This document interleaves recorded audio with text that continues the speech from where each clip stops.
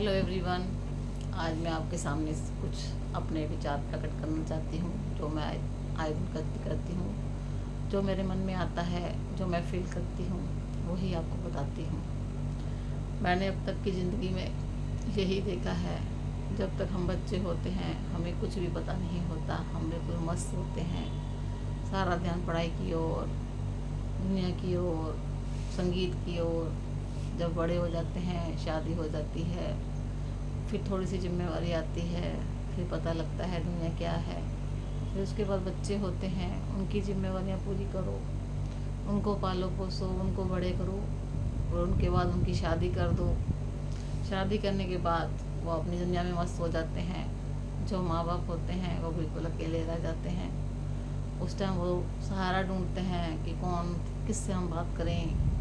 इस टाइम महसूस होता है कि एक लड़की होने की बहुत ज़रूरी है। अगर लड़की होती है तो हम उससे अपने दिल की बात थोड़ी कर सकते हैं, वो हमें फिर भी अपना समझेगी। इसलिए मेरे तो 2 लड़के ही हैं, पर अब इस उम्र में आके फील होता है कि एक लड़की होती है जो माँ बाप की सबसे बड़ी हितैषी होती है। माँ बाप के बारे में सब कुछ सुनती है, उनके दर्द को समझती है। उनके अंदर ऐसी वो होती है। हम भी अपने माँ बाप की लड़कियाँ थी, हमें भी अपने माँ बाप से बहुत अटैचमेंट थी। उनके दुख में हम दुखी होते थे, उनके सुख में हम सुखी होते थे। और आज जब वो दोनों ही नहीं रहे तो हमें बहुत फील होता है। ऐसे लगता है कि माँ बाप से ही मायका होता है। अगर माँ बाप, देखो जाना तो सभी ने है, माँ बाप भी जाएंगे, कल को हमारी भी तैयारी है जाने की। अगर यही हमारी एक बेटी होती तो उससे हम अपने दिल की बात थोड़ी सी कर सकते, अपना मन की बात खोल के रखते। अब हम अपनी बातें आपको ही इंस्टाग्राम पे कर लेते हैं। आप भी हमारा परिवार ही हो।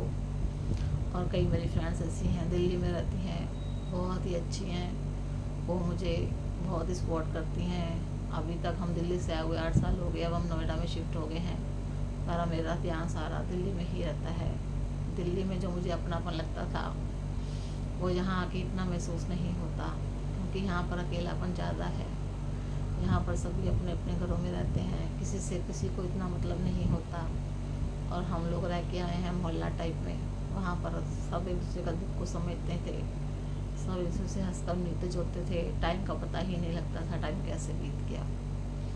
अब ज़िंदगी के इस पड़ाव पे जैसे भी है, ज़िंदगी तो गुजारनी ही है। इसलिए थोड़ा सा भगवान की भक्ति की तरफ ध्यान लगाया है, ताकि भगवान की तरफ ध्यान लगाए हमारा मन शांत रहे।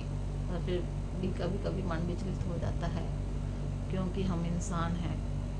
इंसान जब तक अपने मन की बात किसी से ना कर सके, वो भी ऐसे बंदे से जो हमारी बात को सुने समझे, तभी फ़ायदा होता है।